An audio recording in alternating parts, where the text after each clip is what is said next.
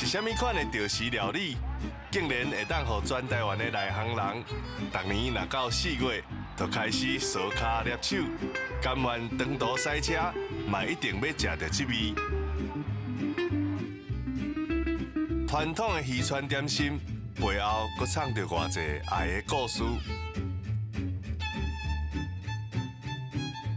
在地限定的老村长手路菜，竟然会当互台湾各地捌食的内行人食一喙就叼着。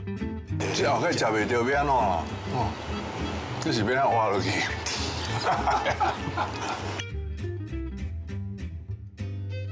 咱四过行大，对我来乘风破浪，来到南台湾食上青。请锁定这礼拜的咱的城、咱的市、咱台湾的味。